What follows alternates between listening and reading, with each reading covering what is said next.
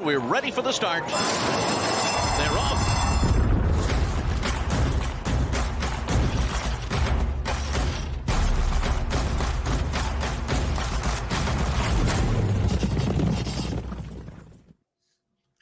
Welcome in, everybody. It's Express Bet First Call. Jeff Siegel, Jeremy Plonk with First Bet and Express Bet. Jeff, we've got a big weekend of racing, and we've got a 2-year-old champ back on the track. Corniche coming to the top of the stretch with the lead of the Breeders' Cup Juvenile. A Giant Game is closing on the outside. Now moving up right alongside of Corniche as they come to the final furlong. Corniche with something left. Giant Game off the rail. Papa Cap trying to split those two, but it's Corniche. He's just too good. Corniche wins the Breeders' Cup Juvenile. And as we look ahead to this weekend's racing, the Breeders' Cup Juvenile winner is back in the Amsterdam on Sunday at Saratoga, Jeff. But as we've got a lineup of racing from Saratoga, Del Mar, and the Maryland Jockey Club at Laurel Park, should be a great weekend. Sure, certainly should, especially with the 3-year-olds you mentioned, Corniche coming back. And he left last year as an undefeated Breeders' Cup Juvenile winner and champion, missed the spring and half the summer.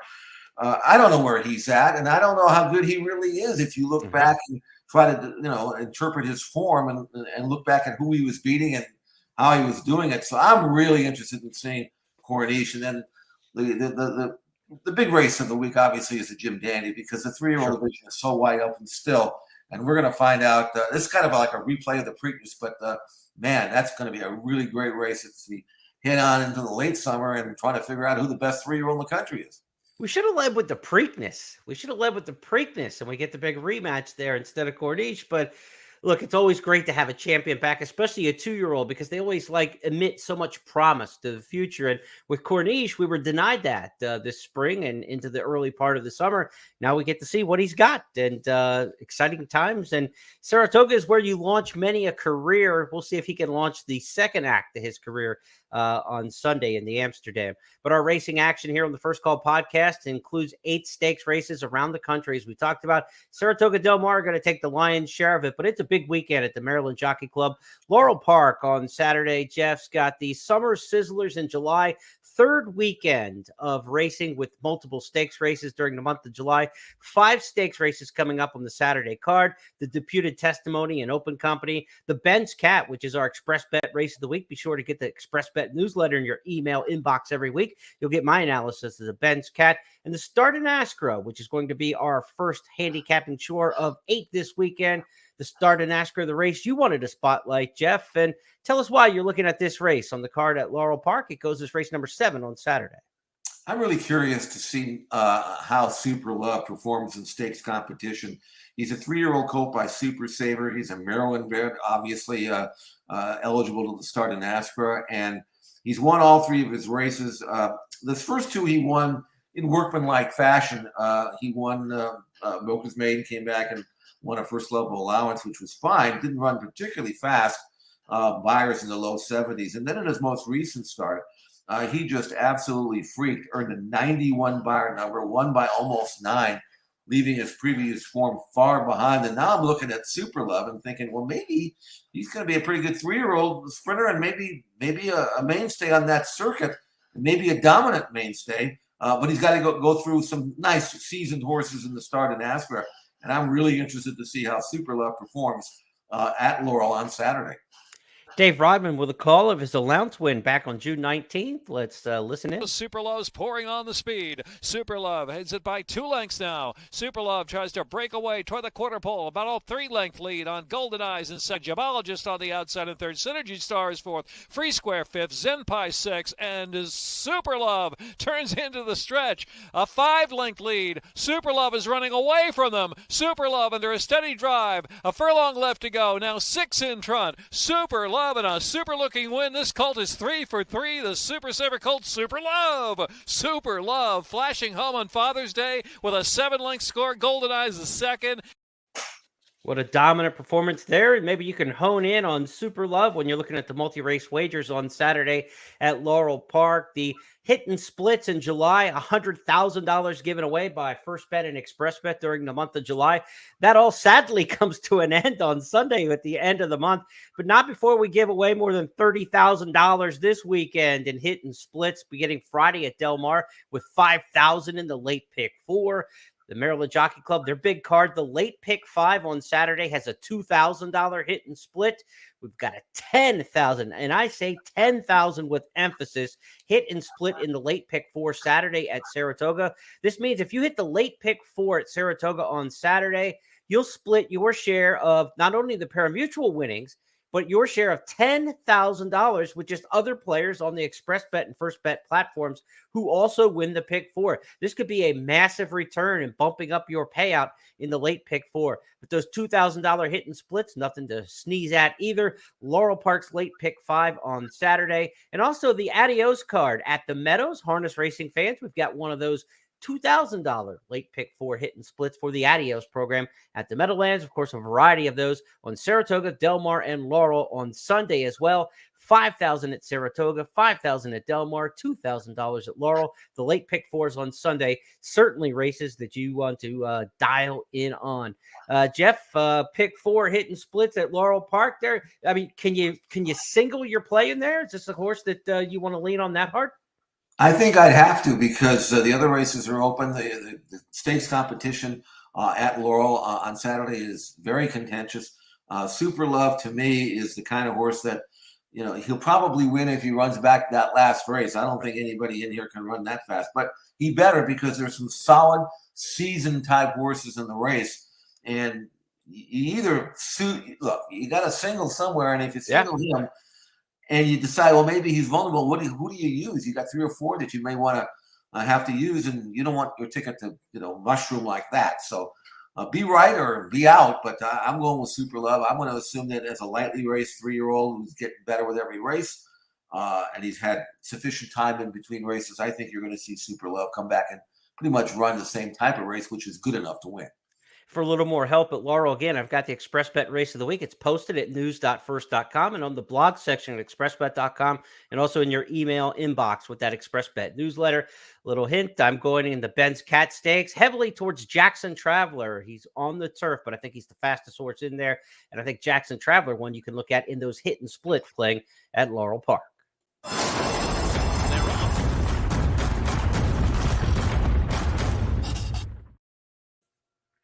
Let's go next to the Vanderbilt at Saratoga as we set up the Saturday card with the Vanderbilt in race number 8 and the Jim Dandy in race number 9. They go back-to-back on the program, and the Vanderbilt, grade 1 race for the sprinters. And, Jeff, we've got a grade 1 sprinter in here, no question about it, Jackie's Warrior. The rest of the 5-horse challenging brigade, though, I'm not so sure are grade 1 sprint caliber. At 1 to 5 in the morning line, Jackie's Warrior is just going to lay over these, right? You'd have to think so, even though he's carrying 127 pounds in a handicap, but he should be carrying 30 or more if he really wanted to make it competitive. But they're not going to do that anymore. Those days are gone. In fact, most handicaps are gone. But Jackie's Warrior is coming off a couple of really sharp, easy wins against outclassed runners, and basically it's the same situation. There just isn't anybody back east, or I don't know, maybe anywhere else that can run with him sprinting. So I think Jackie's Warrior will put on an exhibition. I hope he wins and hope he continues on for trainer Steve Asmussen. Yeah, it's one of those where you're just like saying, like, where's the competition? The last time we saw Jackie's Warrior at Saratoga last summer, he had competition, and what a race it was. They are at the top of the stretch. Life is good. Room on the inside for Jackie's Warrior. Now here he comes. Here comes Jackie's Warrior up the inside to take over the lead from Life is Good. There's an 1/8 of a mile to the finish. Jackie's Warrior, Life is Good, not done yet on the outside. A 16th to the finish. It's Jackie's Warrior, Life is Good. The two of them will battle it out to the finish in the Allen Jerkins, and it's going to be Jackie's Warrior by a head. Life is Good was second. Farther back, Following Sea was third. And they ran 7 furlongs in 1:21-1. Jeff, I ask you on this list of horses, where is Life is Good? Yeah. I think he'd be 1 to 5 himself, you know. But in this race, Jackie's Warrior is going to get another easy chip on the lead. There are horses that have a little speed, but nobody who I don't think is going to try to run with them early. Right. I'm intrigued by Willie Boyd to maybe complete the exact. I don't know whether that Gulfstream form will transfer to Saratoga, but he looks like a horse who can sit back and maybe pick up the pieces and make the last run. I'm going to assume that Jackie's Warrior will dispose of anything that tries to run with him early. And that's another reason why I think he's going to have an easy race, because I don't think anybody's going to try. It's almost like suicide to do that. So I just think Jackie's Warrior is a sensational sprinter. If you draw a line through his Breeders' Cup sprint, which was just well below his normal form, and he was down on the inside, that deep part of the track that day, I'll give that's part of the excuse for that loss. But if you draw a line through that, there's a lot of ones next to his name. Let's put it that way. And I think Jackie's Warrior continues on, and obviously goes about what he's supposed to do in the Vanderbilt. New York Traffic, maybe one for the exact. I thought his win at Penn National was pretty nice in the Chocolate Town Stakes, where he beat Barron, who came back and won the Francis Dash. So some decent company line for a race there at Penn National. And New York Traffic with Irad Ortiz, probably not going to offer much value because Irad takes so much money. And so that exacta looks probably on the very short side, the old-fashioned 4-3 there. Jackie's Warrior and New York Traffic. That's the Vanderbilt. We'll take a look next at the Jim Dandy Stakes.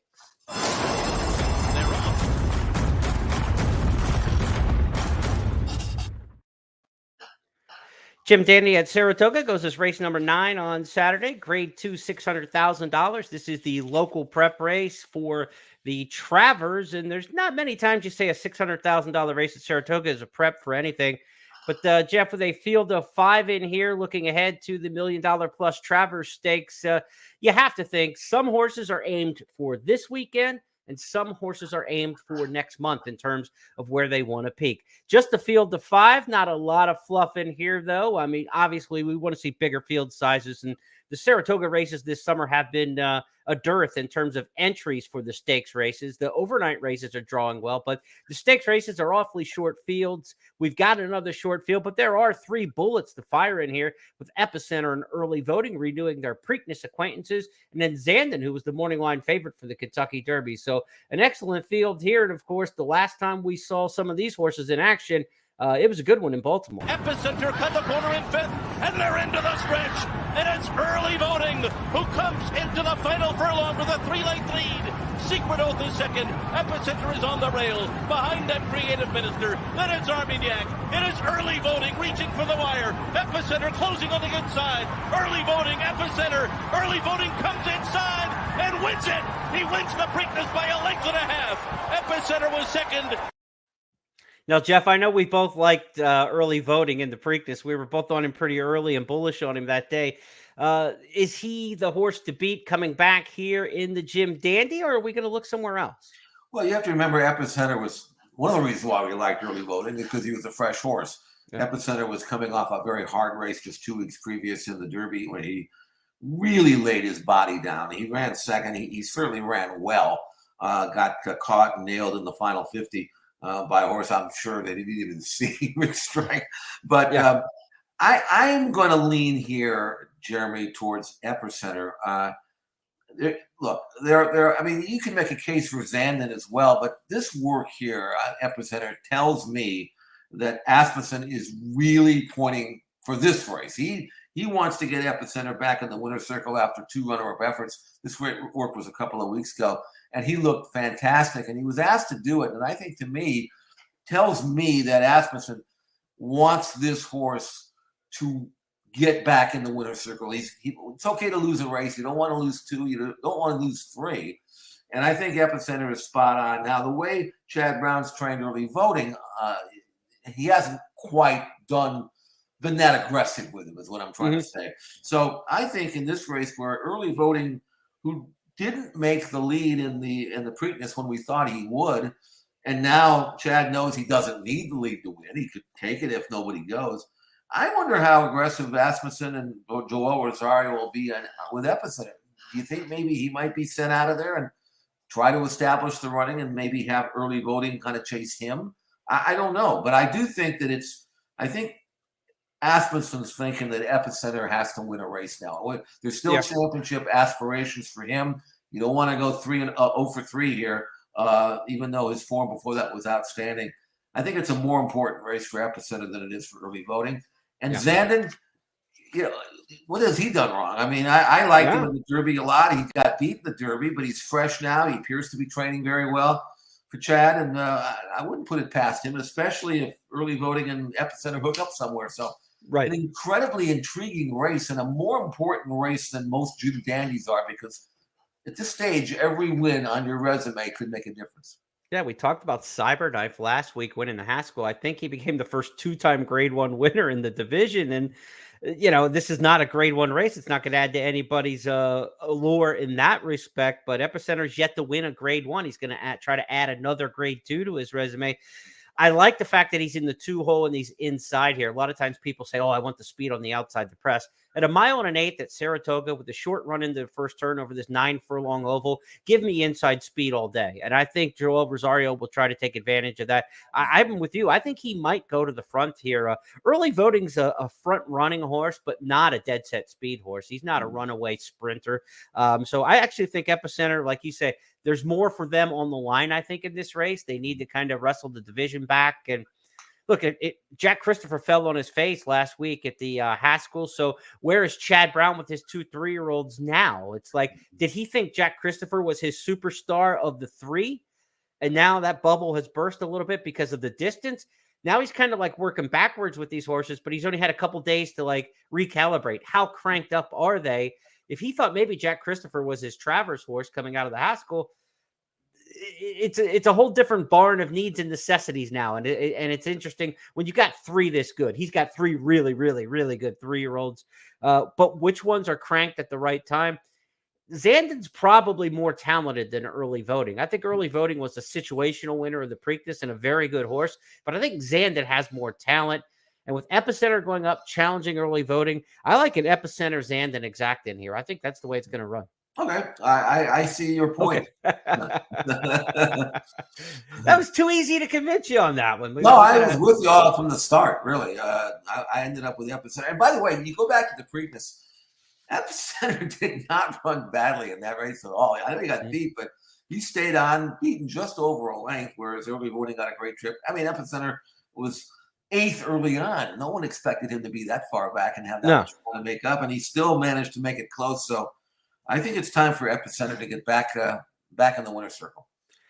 Well, if you're looking at those Saturday stakes races at Saratoga, be sure to join in the handicapping contest circuit this weekend with Fun in the Sun. The final 5 races on the card at Saratoga, which includes those stakes we talked about, and the first 5 races at Del Mar make up the weekly Fun in the Sun handicapping contest. Just a $25 entry fee. All money is returned back in prizes and in cash throughout the weeks and through the final table on Labor Day weekend. You make 10 $10 win bets in your pari-mutuel account. You keep all your winnings, but if you finish in the top 5 each week, you make your way to the final table, which is coming up on Labor Day Saturday. Weekly seasonal prizes on the line. Be sure to go to expressbet.com. Remember, tournaments not on the First Bet app, only at expressbet.com. Be sure to check out Fun in the Sun. Last 5 at Saratoga, first 5 at Del Mar every Saturday of the summer through Labor Day weekend.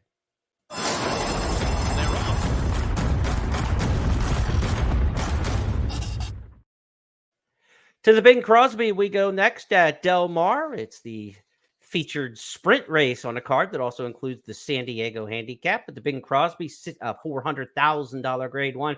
Jeff, we don't get many Grade 1 sprints in America, and this is one of them.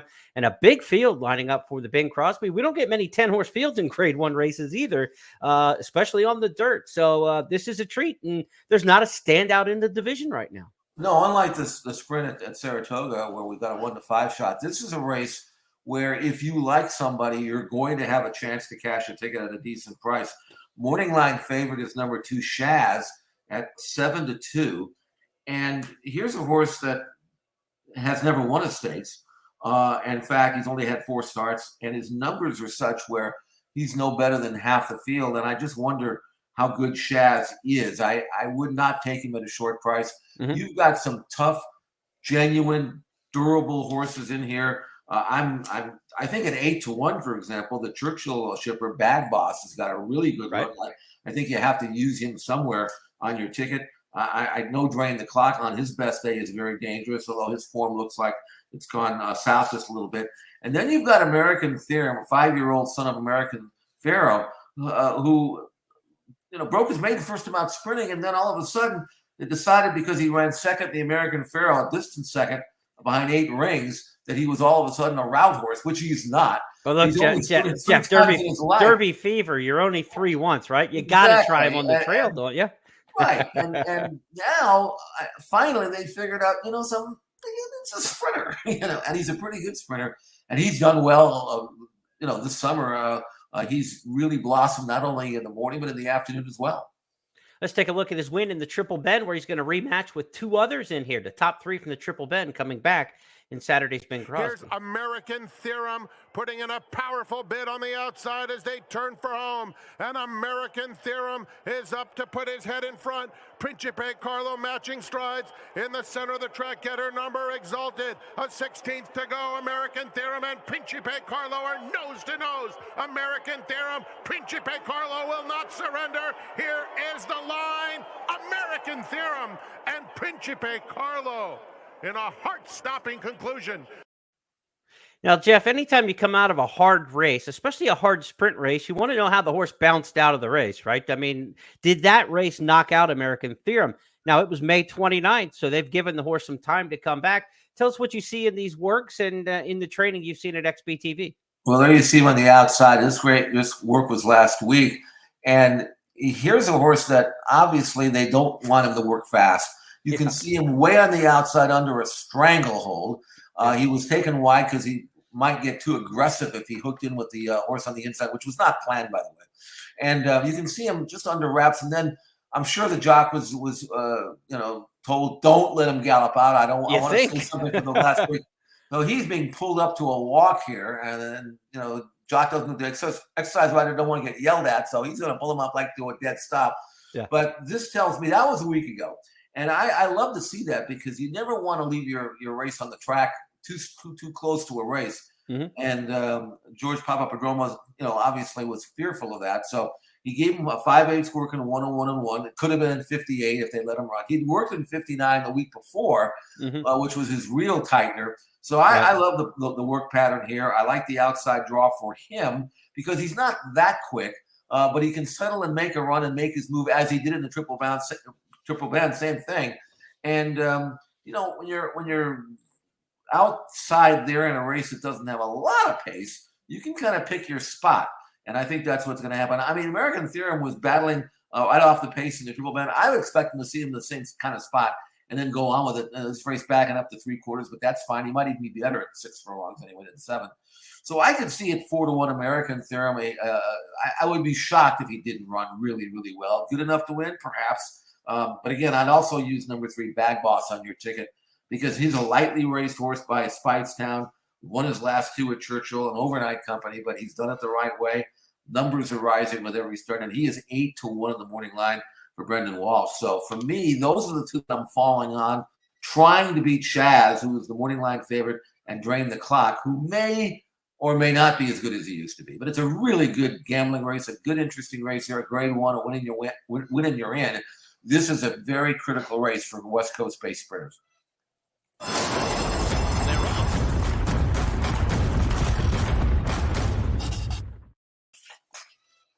At Del Mar on Saturday, the feature race is the 10th on the card. It's the San Diego Grade 2, $300,000. Comes right on the heels of the sprint race in the Bing Crosby. And I know the Bing Crosby's a Grade 1 and it's worth more cash, but the San Diego, the classic division, that's where the attention is. These are the horses trying to prep for a potential date with Flightline in the Pacific Classic. With Flightline, you never know if he's going to get there or not. So these horses could be auditioning for leadership roles in the Pacific Classic. But if Flightline shows up there, they are supporting cast. But nonetheless, Country Grammar, the Dubai World Cup winner, back on American soil and back in the Bob Baffert barn now. He likely goes favorite in here, I would assume, Jeff. Last year's Kentucky Derby winner through disqualification, Mandaloon, ships west for Brad Cox. Ferrand Giroux gets to keep a common mount for him, and he's moved west. So Mandaloon came to visit him at the old Del Mar. That's not a bad place to spend the weekend. Usually jockeys get on a plane to ride a horse. I'm not so sure. Just Mandaloon got on the plane so he could, hook up again with his regular rider. But a very difficult race because you've got question marks surrounding where Mandaloun is and how good he is and whether he's lost it or whether he can bounce back. Country Grammar, we have not seen him since he won a $12 million race in Dubai. So, and that was back in March. I'm not sure about this one, Jeremy. I mean, I've watched Country Grammar work, and I haven't been all that impressed. I don't know, maybe he's not that willing in the morning, but he's got a work here. Now, here's Shaz. He's the sprinter. You'd think that Shaz would maybe at least stay with him, but Shaz is on the inside. He's going way easier than Country Grammar, who's being asked and ridden pretty hard and never gets by. And not only does he not get by it to the wire, he doesn't get by to the continuing out to the 7/8 bowl, even though Shaz is being eased up here. And again, Country Grammar under the whip. He's being pressured, galloping out. He can't get by him. Jeremy, is this what you want to see in a horse trying to make his first start after coming back from around the world in his first start since March? Not for me. I mean, no. And, you look down on the resume and, stats can lie a little bit, but $10 million earner, second in the Saudi Cup, winner of the Dubai World Cup. I feel fairly confident saying this is the worst $10 million earner in the history of racing. I mean, and that's no knock on the horse. I mean, he may go on and do better things, but his resume going into it and what he beat in those races, overseas, there have been, this is not Silver Charm Redux, right? I mean, this is a horse he's made 10 million the easy way. He had to ship, once across the world and stayed from Saudi Arabia to the UAE and stayed there without traveling back and forth. Well campaigned, smartly campaigned, and it's about making money. So again, this is no knock at all on the campaign that they've laid out for him, and he has checked the boxes to the tune of $10 million. I'll take those boxes any day of the week. But I'm not going to fool myself as a handicapper and say, oh my God, there's a $10 million earner in this field. Just circle him and move on. I don't think he stands out over much else in this race. I think he's kind of on the same par with some of the others. And it's not a great classic division right now outside of Flightline in California. Hot Rod Charlie's been shipping around and not back to the West Coast, right? For a race in a while. The Gold Cup, the Hollywood Gold Cup at Santa Anita, we saw There Goes Harvard win it at 8-1. And prior to that, he was like a 2 other than allowance horse, So the division's up for grabs behind Flightline, and we never know if Flightline's going to make it all the way to the September edition this year of the Pacific Classic. It's later in the meet than usual. I don't know. I mean, I don't think Country Grammar is going to warm up Flightline, and I don't think he's going to win this race. I think somebody else will get him in here. I'm still shopping around, and I'm looking for a little bit of help from you. Who might you go with here if you're going to beat Country Grammar? Yeah, I look at a horse like Royal Ship, and I can't figure him out. He's either really good or you can't find him. He was really good when he won a stakes in Santa Anita 2 races back, and then he was even money in his next race on the basis of that win, and he didn't show up. He finished 3rd in the Hollywood Gold Cup. It was just dull, I thought. But he's trained well since then. He usually does. I could see him bounce back because he's done it before. The one horse that I'm trying to still figure out is Mandolin. I mean, he was really good when he won to Louisiana, I thought. Nothing wrong with his race, even though he got put up via disqualification in the Haskell. Before that, won the Pegasus, backed into the Derby because of the disqualification of Medina Spirit. His form was terrific. But then his last 2 races have been pretty lousy, quite frankly. He was beaten off in the Saudi Cup, and then in the Foster, he didn't have to win it, but he didn't have to get beat 9 lengths either. And yet he's here. And I know Brad Cox would like to try to protect his reputation, whatever that might be. I don't think he's going to run him out here in California if he doesn't think he's right. He's breezed him twice since the Churchill Down race to Foster. So if he shows up, I know he's good enough to beat the rest of these. And I don't know whether I should trust Brad Cox on this or not. I'm going to trust him that he's making the right decision. And I might be tempted to lean towards Mandaloun if he's 4-1 or somewhere in that area. I've been waiting for Parnelli to pop one of these big races for a while. John Scherf, the trainer, he had Express Train, who's the defending champ in this race, and didn't come back to run in it. Parnelli likes Del Mar. He's 4 for 4 in the money, 3 for 4 in the exact. And maybe Parnelli here off a nice allowance win last time out at Santa Anita. He hasn't been in there banging with the big boys lately, right? So maybe he's not knocked out. Maybe he's coming up to the race the right way. I've chased Parnelli for a long time in some of these races. Maybe it can finally be payday for him. And I'm really rooting for, I don't think he plays here, but Senor Buscador, the horse who won the Springboard Mile, my old stopping grounds at Remington Park. He debuted at Remington. He would get a 93 buyer in that race in the Springboard Mile. And there were a lot of people. I know Jay Privman at DRF was high on him on Derby Watch going into his 3-year-old season. That was shortened to just one race and he was sidelined. But his comeback win at Lone Star in a sprint allowance was good enough to kind of set Todd Flincher to send him out to Santa Anita and take their shot with him. Of course, Fincher based in New Mexico. They run a lot at Lone Star in Texas this time of year, but we'll see. Let's see how Senor Buscador plays here on the West Coast, but he looked pretty good as a 2-year-old, and this comeback race wasn't bad at all. And Todd won a race yesterday at Del Mar with a really nice filly from New Mexico. So that's good to see. And I tell you what, Jeremy, I've seen worse 20-1 shots. I can tell you that. So, it's a race that seems like something goofy could happen, right? If no Mandaloon's not what we think he is, right, and Country Grammar is not what he thinks he is, then the rest of them you can kind of shake them up and see what happens. Stiletto Boy's a talented horse, but his best races have all been at Santa Anita. It seems like he's more of a horse for course there at Santa Anita. So something goofy could happen. Why not, Senor Buscador, right?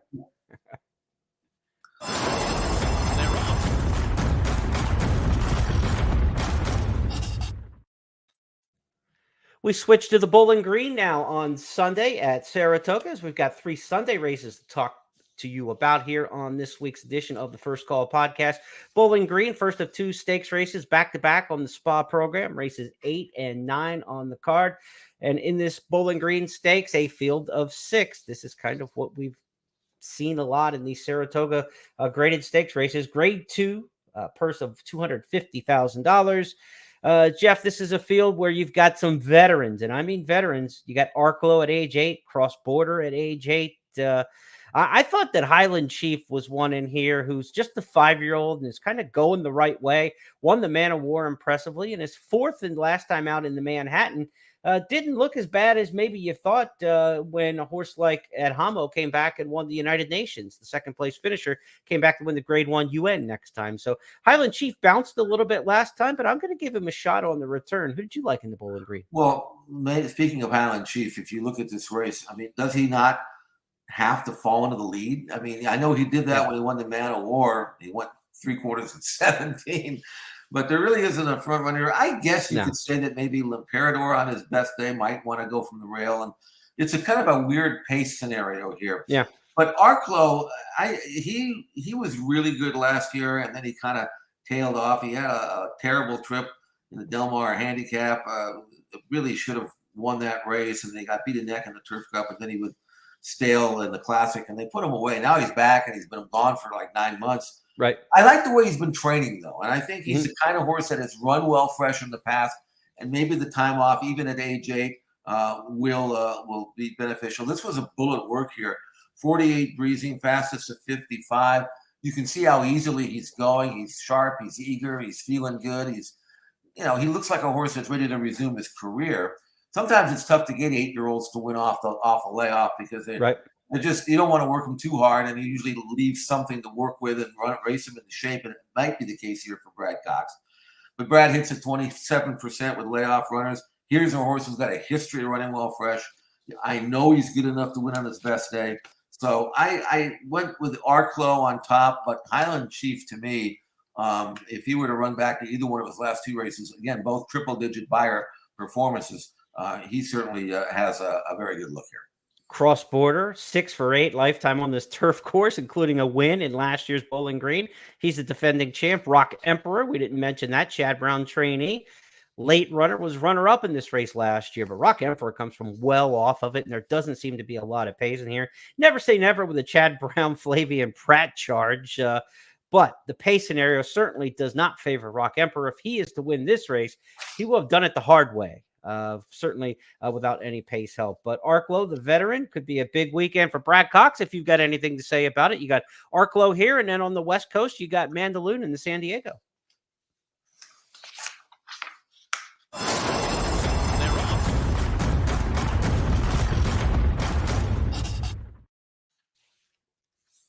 Sunday's co-feature at Saratoga is race number 9, the Amsterdam Stakes, Grade 2, $200,000 sprint. These are straight 3-year-olds in the Amsterdam.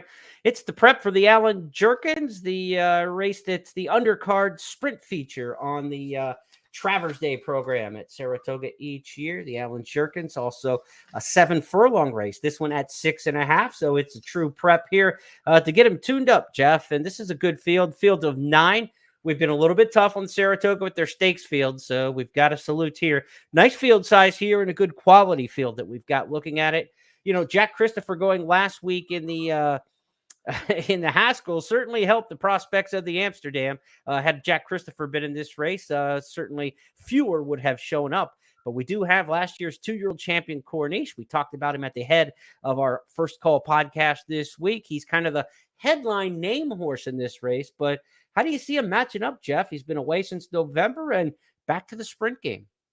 Well, the one good thing about Corniche is he's found a sprint that doesn't have a lot of speed in it. In fact, I don't know how he avoids not being on front. I mean, I can't. I mean, Pinehurst coming in from California, we know him. He's a decent sort of sprinter, but he's not that quick. I like him backing up. I think that's what he wants to do. But the rest of these horses, Jeremy, I just don't know who will run with them. And yet, I'm not sure where Corniche is either. I know he was good last year as a 2-year-old, even though I'm not sure the form really held up. I mean, beating Papa Cap doesn't prove a whole lot. And Papa Cap himself, who was behind Corniche in those races, he hasn't won a race since August of last year. So I don't know. He's been inhaling the fumes of Jack Christopher lately. Yeah. So, I mean, here's Corniche. I mean, let's take a look at his most recent workout and try to figure out where he's at. Now, he'd worked with Nest the previous week, and Nest handled him pretty easily. I don't hold that against him. But here you have him on the outside, and that colt on the rail has got some speed. He's not a high-quality colt, but he can run a little bit. But I was kind of hoping to see Corniche kind of go by him, and Jeremy, he never does. No, and like I said, you mentioned the horse on the inside, Provocateur. He was 3rd in the Woody Stevens after setting the pace in there, and he won the Hutchison Illicit Stakes down at Gulfstream during the course of the winter-spring meet there. But you would expect Corniche, if he is the horse. And look, this is a $1.5 million horse. This isn't a horse, Corniche, who just kind of got good and was the early progressor and won a Breeders' Cup Juvenile. He was meant to be good from the start. They spent $1.5 million on him. He ran the table in 3 starts last year, but that Breeders' Cup Juvenile has turned out to be bad juju. There has not been much come out of it to be successful as 3-year-olds. It's going to go down as one of the weaker editions of the Breeders' Cup Juvenile as far as the field goes, top to bottom in the history of that event. So Corniche has to prove himself all over again. And Jeff, forgive me if I think the Amsterdam feels a lot like the San Diego, a race we talked about early in our First Call podcast this week, because you've got the horse coming back from Dubai, Saudi, the double trip to the Middle East, like Country Grammar. That's Pinehurst in this spot. What is he going to do on the comeback? He's down on the fence. And then you got Corniche, who was like last year's news, but really hasn't done anything since.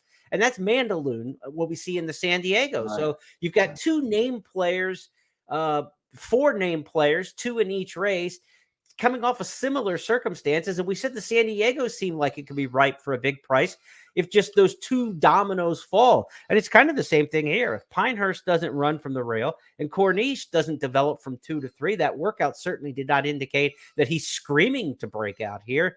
Then something goofy could happen in here. I mean, my Prankster, Papa Cap, these are solid horses that aren't going to be 50 to 1, that kind of deal like that. They're going to be single-digit horses in behind a couple of the favorites, but I guess they are the natural spots you go to next. But what about Akrativ, the horse for Chad Brown, just with the 1 career start? Chad, with these practical jokes, he's had so much success with them. Typically at Belmont, the practical jokes have run so well. This one broke his maiden at Belmont in the debut, and now goes right to the stakes ranks. Pretty bold move by Chad.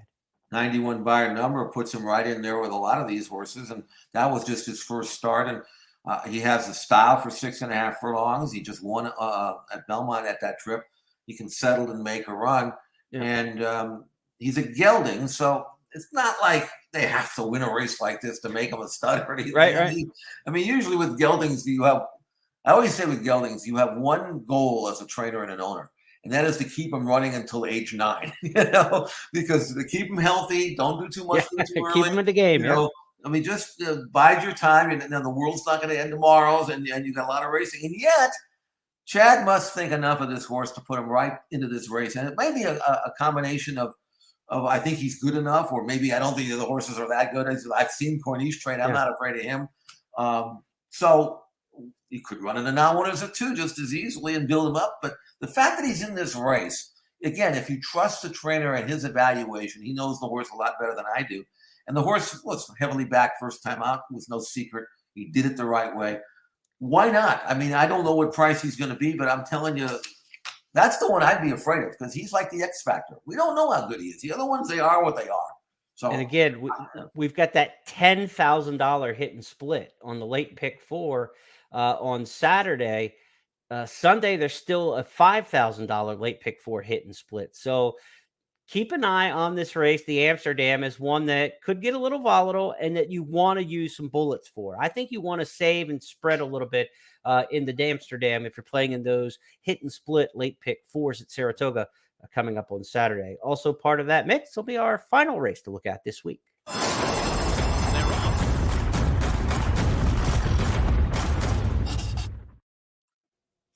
To Del Mar we go for the Eddie Reed Stakes on Sunday, July 31st. The Eddie Reed on the turf, grade 2 company here. And the Eddie Reed is at 1 1/8 miles. They'll start out of the chute, make the elbow turn, and then one lap around the course proper for a purse of $250,000. And Jeff, big field here. Field sizes in the Del Mar Stakes races have been fabulous to start the meet. And we've got a capacity dozen lining up here for the Eddie Reed. Good group. Your thoughts? Well, the first thing I'm looking at is Beyond Brilliant, who is 2 for 2 at Del Mar. I think that's important. He does look like the controlling speed. He's a kind of horse that can take advantage of that. And I really think that if he's ready, and the works look really, really good for a horse who generally does work well in the morning. So I think he's the kind of horse that can run well fresh. That's the one that jumped off at me. Now, I will say this. Speed has not been doing well at Del Mar. Now, what have we had, like 4 days or something? Right. So it's too early to really say that. But Beyond Brilliant is going to be the controlling speed here, and I'm not sure. Maybe you might get some pressure from Tango on the outside of him, but he's going to have his chance to wire the field, and we'll see if he can take advantage of it. He certainly did when he won the Whittingham in his last start, and that was back in late April with Santa Anita. Yeah, and he took on Master of Foxhounds that day, and they're back, and they're both well drawn here in the Eddie Reed, right? With that elbow start, inside post are very good, especially in a 12-horse field, because they're going to make that hard elbow left, and then so it's almost like 3 turns, and you really get a nice bounce and advantage having the inside draw. So Master of Foxhounds, Beyond Brilliant in the 1 and 3 hole. Let's go back and look at their last matchup you mentioned in the Whittingham. Front running Beyond Brilliant, who takes him into the far turn with a 1.5 length lead. Master of Foxhounds now pushed to get closer, cuts it back down to 3/4. Gold Phoenix has been in a good spot every step of the way. Greg Dar is next. Then Dean Martini, Majestic Eagle. Dicey Mochara has trailed throughout. Beyond Brilliant is the leader. Master of Foxhounds within a length second. Gold Phoenix and Greg Dar inside the 8th pole, and Beyond Brilliant keeps on going. Master of Foxhounds has not surrendered. He's trying him one last time, but Beyond Brilliant is just too strong, and he takes him all the way in the Charles Whittingham. Master of Foxhounds was second best. So in that $5,000 late pick 4 hit and split Sunday at Del Mar, will it be a single for Mr. Siegel with Beyond Brilliant? I kind of give Master of Foxhounds a little bit of a shot in here. I love the rail. JJ Hernandez aboard. But Beyond Brilliant looks awfully tough, Jeff. Is he single material? Because if you can single in a 12-horse field, you're going to separate from the pack. Well, I will say this. I would consider singling Beyond Brilliant, but I would also consider backing up with Master of Foxhounds, because from the rail, he is going to draft into the greatest spot of all time. And if Beyond Brilliant doesn't get the trip, and he did win the Hollywood Derby over this course and distance last November. He's going to have to be a little bit better now, as you think he might be as a 4-year-old now that he was then. But if Beyond Brilliant comes up a tad short, Master of Foxhounds is going to be right in his wheelhouse. And I remember when he won the San Marcos, this horse, way back in February of 2021, I thought, okay, here's a Warfront colt. He's going to really develop here for D'Amato, who's a terrific grass trainer, and he's going to go on with it. But he hadn't won since. He seems like he runs well. He just can't seal the deal. So I think he's going to have every chance to get back in the winner's circle and break that losing streak. And I would suggest that he is the one that Beyond Brilliant has to fear most. There are others in here that are obviously good enough, but nothing that I think I mean, I don't know how good Hong Kong Harry is. He looks really good for, and I think D'Amato's got 4 in here, so I'm not sure what's going to happen. Chad Brown of the West, as you said. Exactly. But there's a horse who's undefeated now since coming over from England, and he was an okay horse there, but he's obviously, like many of the Phil D'Amatos, better here than he was there. Yeah, he's got a really good turn of foot. He's won in a mile and 1/8. He's got good stalking style. I would, if I'm going to spread this race and try to beat Beyond Brilliant, I mean, Hong Kong Harry's going to have to be on my ticket somewhere as well. But it's a really good race, and it's a good gambling race again, because there are many horses in here that have a race or two that puts him right there. And if you can gamble on a race of 10, 12 to 1 and find one like that, you go for it, or at least you throw them in your ticket, and even as a backup, you want to have them. But the 3 that I mentioned, Beyond Brilliant, Master of Foxhounds, and Hong Kong Harry, would have to be on there somewhere. We're in agreement on that. The final big stakes of the weekend, Sunday night, get you out for the weekend in the Eddie Reed.